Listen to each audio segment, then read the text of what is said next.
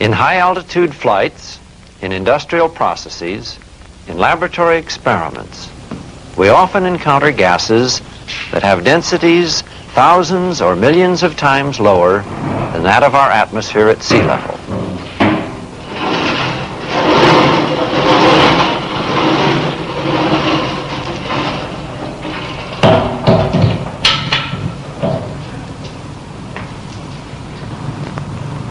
When the density of a gas gets less, the distance molecules of the gas can travel between collisions with one another increases. For example, at sea level, the mean free path of molecules of atmospheric gases is about 7/millionths of a centimeter, while at an altitude of 100 miles, the mean free path has grown to about 80 meters. In this film, we'll watch some gas flows in which the mean free path is being varied widely. We'll see that flows in which the mean free path is very long, compared to our models or our vacuum chambers, look very different from those in which the mean free path is comparatively short. We will look first at an extremely rarefied gas flow with the help of this molecular beam apparatus when it's assembled. We will produce our molecular beam by vaporizing sodium metal in a vacuum. Sodium will be evaporated in this small oven. The sodium molecules will come out here.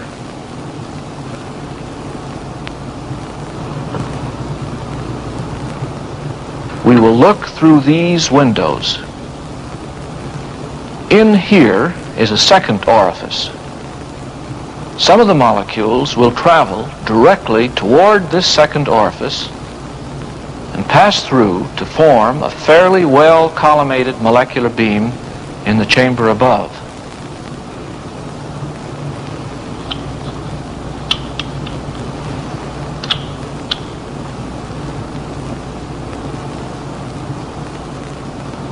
We have pumped down to a residual gas pressure of about 10 to the minus 5 millimeters of mercury with our diffusion pumps.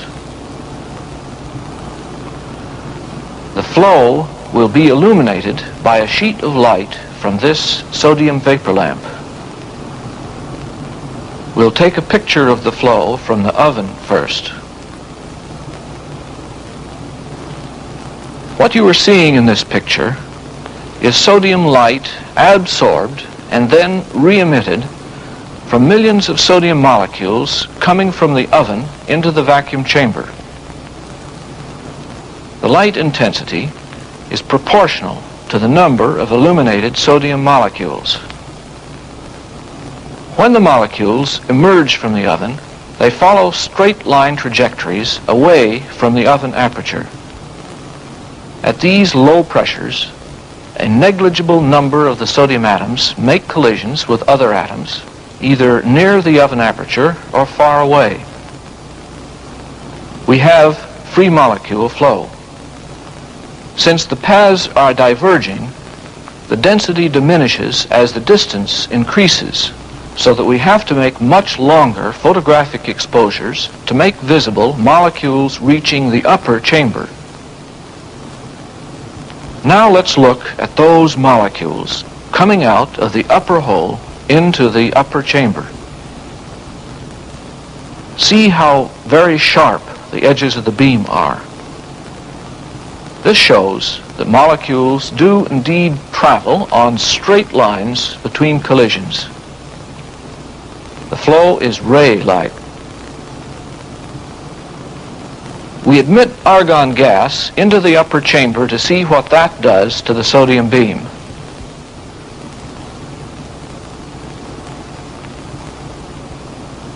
We now have a measurable pressure of argon, but one so small that the mean free path of the sodium molecules is still greater than the length of the beam chamber, and the picture looks just the same as before. The argon is invisible in sodium light. But as we continue to add argon, we see that the sodium beam fades out at the top.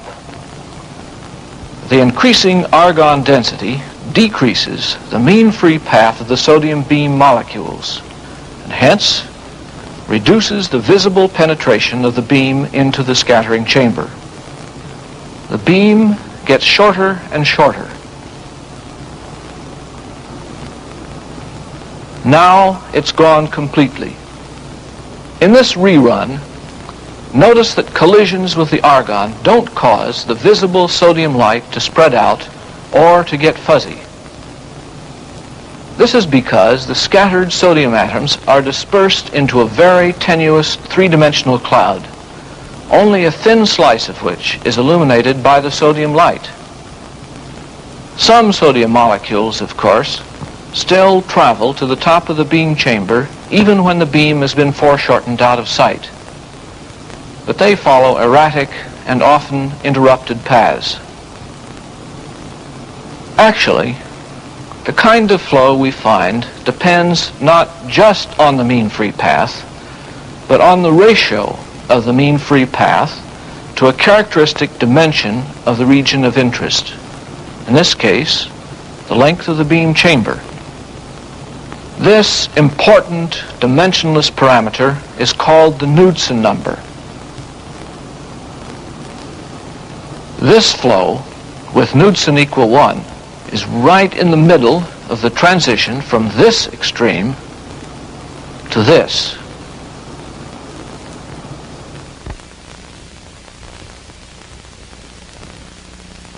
When a space vehicle re-enters the atmosphere, it goes from free molecule flow with high Knudsen numbers to continuum flow with low Knudsen numbers as it descends through regions of continuously decreasing mean free path.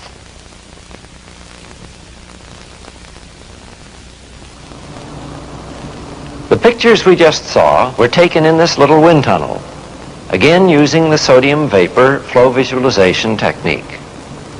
A nearly constant flow of sodium is generated in the boiler here and mixed with a controllable flow rate of argon. The mixture then discharges through this converging nozzle and into the test chamber. The re-entry body of our picture is this little washer. It's electrically heated so that the sodium won't condense and collect on it. Right above the washer, we've placed the slit which defines the beam of sodium light. We control the test chamber pressure with vacuum pumps downstream, flow under free molecular conditions. We'll use a horizontal line to show the length of the mean free path of molecules approaching the washer. For this flow, it's rather long. Here's the Knudsen number. The characteristic dimension, d, in this case is the diameter of the washer. The washer casts a sharp aerodynamic shadow. This dark line is only the optical shadow of the washer. Sodium light comes in only from above. The molecules from the nozzle, which are intercepted by the model, are scattered back upstream. The purpose of the hole in the washer is to show what happens to the incoming molecules as they encounter the molecules scattered back from the model. The hole is so small, it has very little effect on the distribution of molecules in the backscattered cloud. We see that in free molecular flow, the cloud of backscattered molecules is easily penetrated, and the molecules approaching from upstream pass right through the hole to form a molecular beam behind the model. Now we'll admit more argon and thereby decrease the Knudsen number.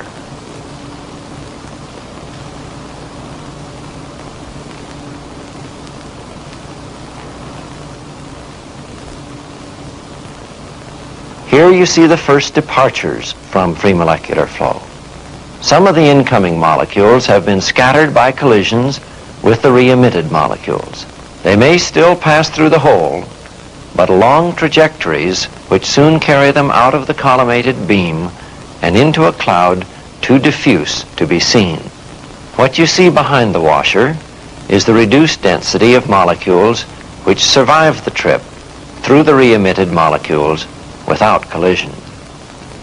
Measurable deviations from the drag or heat transfer predictions of free molecule flow theory probably set in about now.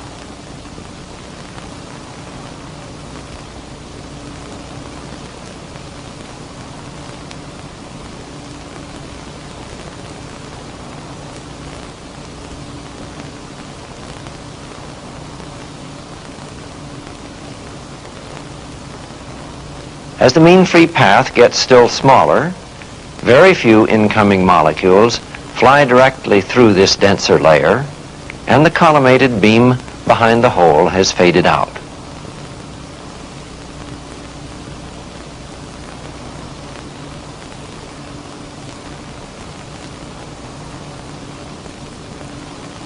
As the mean free path becomes small compared to the thickness of the compressed layer in front of the washer, the layer looks more uniform in density, and its upstream edge becomes more sharply defined.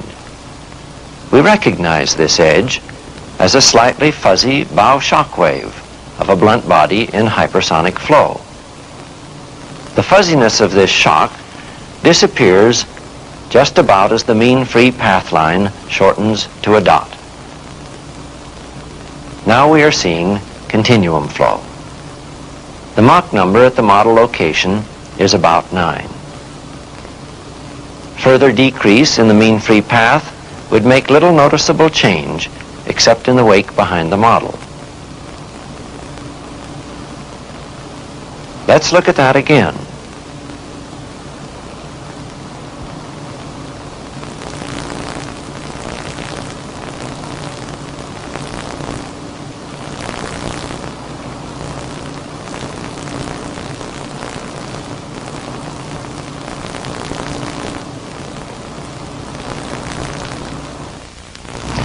Now we'll look at a continuum flow from the same nozzle, but without the model. This flow has its own well-defined system of shock waves. The barrel shock and the Mach disk.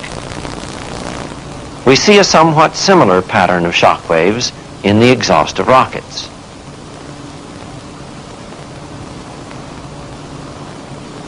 These shock patterns are only clearly defined when the mean free path in the background gas is small compared to a characteristic length like the distance from the nozzle to the Mach disk.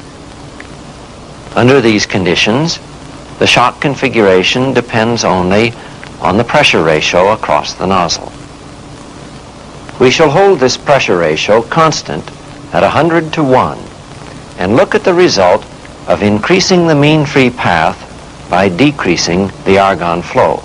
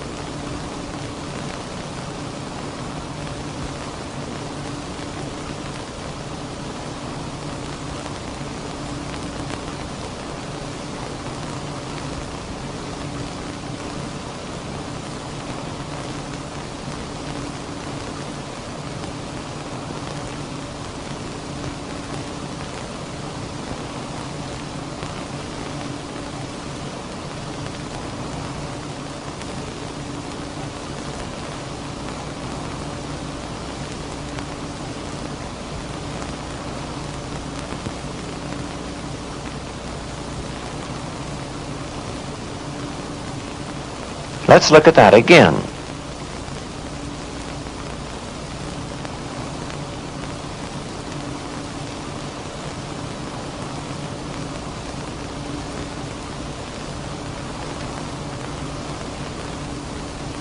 Now the mean free path is no longer negligible compared to the jet dimensions, and the shocks have become very thick and fuzzy.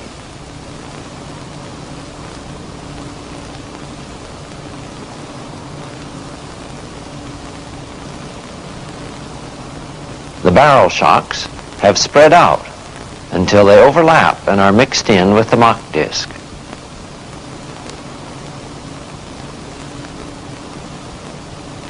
Now only this hazy, slightly bright spot remains to remind us of the shock system. And now, even that is gone. The jet molecules no longer collide with the background molecules, but fly straight past them to the chamber walls. The background molecules, for their part, can fly right through the jet without being hit. We have reached the free molecule limit, where the Knudsen number is large, and we see again that it is very different from the continuum limit. In free molecule flow, the nature of collisions between gas molecules and solid surfaces and the resulting reflections are very important. For example, for bodies such as our washer, we need to state how gas molecules are re-emitted after they hit a solid wall when we calculate the aerodynamic forces or heat transfer. We can use molecular beams to learn something of how molecules scatter from surfaces. Here's a little surface. It's made of polished aluminum oxide, and we can control its temperature. We'll mount it in the upper chamber of our vacuum apparatus. We'll get everything set and take a look at it. We have raised the target temperature to that of the oven. Otherwise, most sodium molecules would stick at the target. The beam does not stop at the target, although it appears to, but instead scatters in every direction away from the target surface. The density of scattered molecules is so small that we can no longer make them visible on the film. However, we can reach one very important conclusion. The beam is not scattered from the surface as if it were a light ray reflecting from a mirror. Otherwise, we would see the reflected beam clearly. In general, nearly diffuse scattering is typical for gases at ordinary or even highly polished surfaces. However, highly directed scattering is sometimes observed, particularly when the surface is clean and composed of atoms in a well-ordered crystalline array. Here, we can show how the outgoing molecular momentum is related to the incoming momentum and to the target temperature. We use a beam of air molecules in free molecular flow. This is our evacuated chamber. The principle is much the same as with our molecular beam apparatus. Here is a plan view of our experiment. We have a source aperture, a knife edge, and a target. Molecules emerging from the source aperture strike the target and transfer momentum to it. The knife edge screens half the target from the molecular stream. Everything is enclosed in a glass envelope and is under vacuum. Here is the source aperture, the knife edge, and the target. The target is suspended by a torsion wire. We will see the angular position by light reflected from this little mirror. Here is the spot. I'll mark the starting position. And now I'll turn on the flow.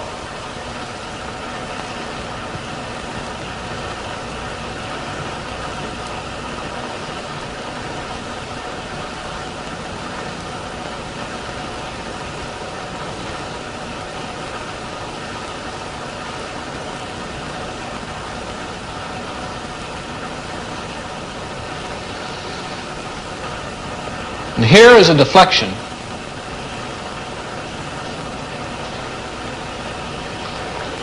I'll bring the target back to its original position by twisting the top of this torsion head.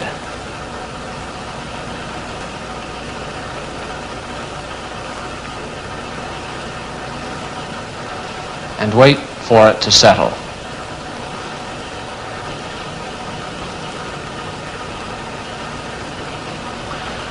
Now I increase source pressure .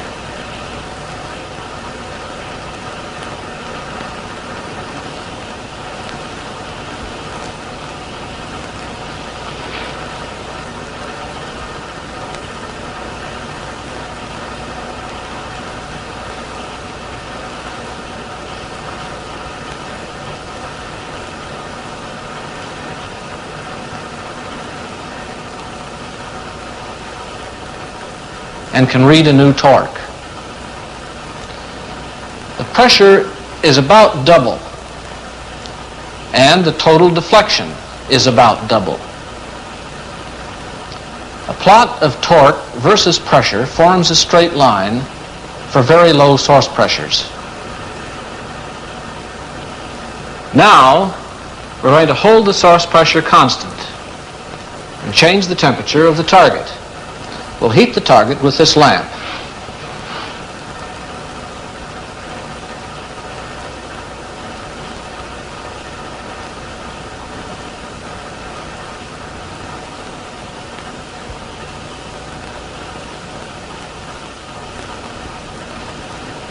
We see a deflection in the same direction, just as though I had increased the source pressure.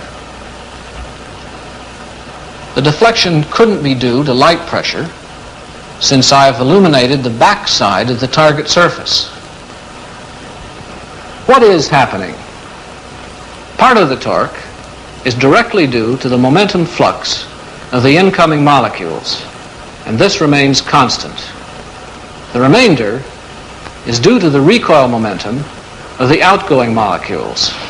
This part depends on the target temperature and on the degree to which the velocities of the outgoing molecules are representative of that temperature.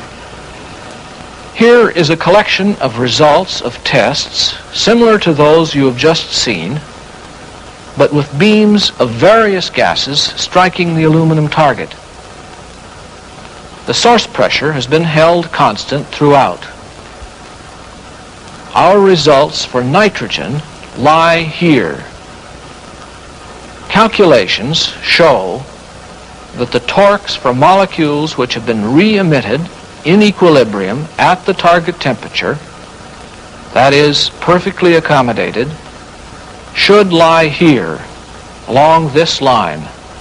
But neither helium nor neon lie along that curve, although nitrogen does. Thus, we don't observe complete normal momentum accommodation in some cases.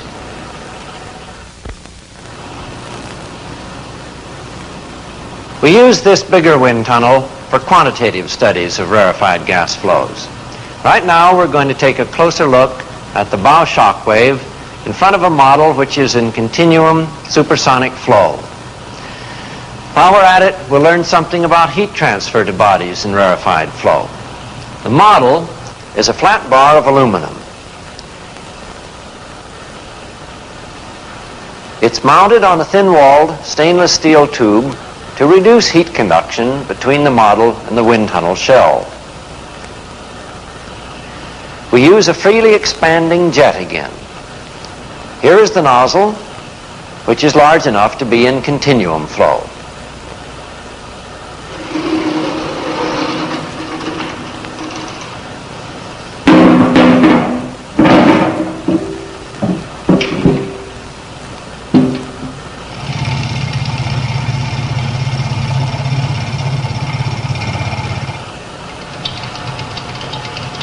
The tunnel is pumped down.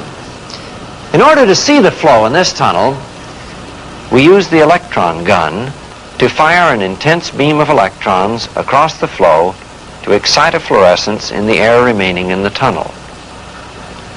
Now I start the flow and bring the stagnation pressure up to 20 millimeters.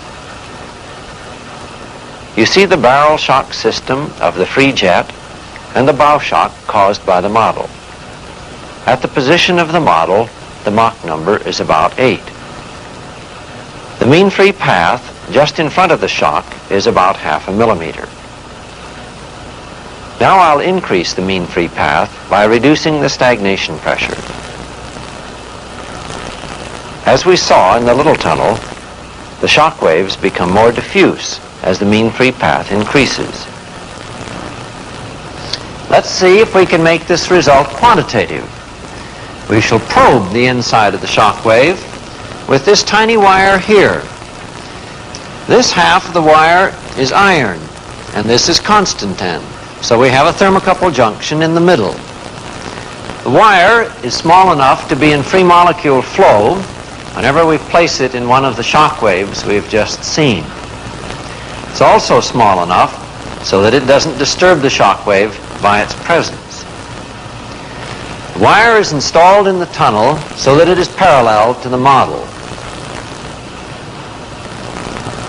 We shall move it along the stagnation streamline here while measuring its displacement with the electromagnetic transducer here. Thus we can get a trace of wire temperature versus distance from the model surface on this recorder. The cold junction of the thermocouple circuit is a second wire identical to our probe, stretched across the plenum chamber in here. Thus we record the excess of wire temperature over stagnation temperature. To help us interpret the results, this curve, which is calculated from kinetic theory, shows how the wire temperature changes with Mach number in free molecule flow. The striking result is that the wire temperature turns out to be higher than the stagnation temperature by a ratio which approaches 7/6 for very high Mach numbers. Therefore, as the wire goes downstream through the shock wave, moving from supersonic to subsonic flow, its temperature should fall. The tunnel is evacuated, but there's no flow, so the wire and its cold junction will be at the same temperature. I turn on the flow and set the stagnation pressure to 20 millimeters.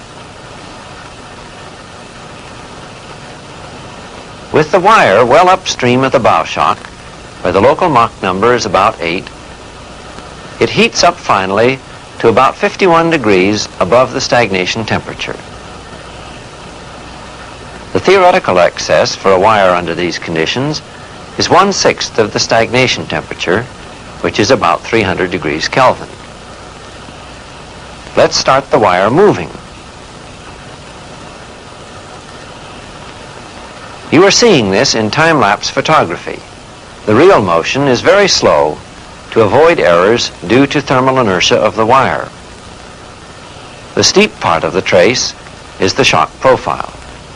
The gently sloping downstream tail comes from the gradual subsonic deceleration between the shock wave and the model.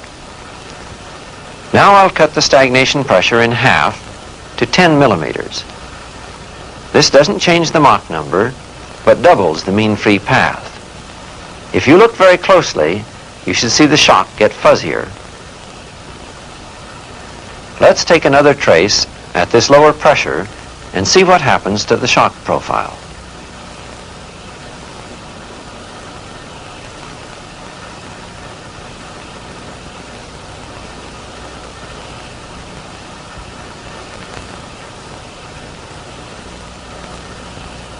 Here are the experimental shockwave profiles.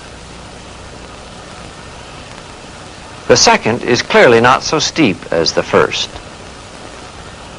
To define the thickness of the shock profile, we use its upstream and downstream asymptotes and its steepest tangent. Here they are for the first trace. The distance between these two intersections we'll call the shock wave thickness delta. We can do the same for the second trace, and we see that the shock thickness is very nearly inversely proportional to the pressure. Here is a table which includes the mean free path just upstream of the shock. It is also inversely proportional to the pressure. Thus, the shock thickness turns out to be proportional to and of the same order of magnitude as the mean free path. This result has been confirmed in many different laboratories by a wide variety of experimental techniques. Before we leave our data, let's notice one more thing. When the wire is in the undisturbed flow upstream of the shock wave, it is much hotter than the model, the temperature of which is shown when the wire touches it here. The only essential difference is that the wire Knudsen number is about 20, while the model Knudsen number is about 0.03. This decrease in equilibrium temperature with decreasing Knudsen number is directly connected with the collisions between backscattered molecules and those of the stream and accompanies the formation of a shock wave. We have seen that in rarefied gas dynamics, familiar features of continuum flow disappear as the Knudsen number increases. These are replaced eventually by the distinctive features of free molecule flow. In this extreme, the nature of collisions between gas molecules becomes unimportant, and the nature of molecular scattering at a solid wall becomes dominant.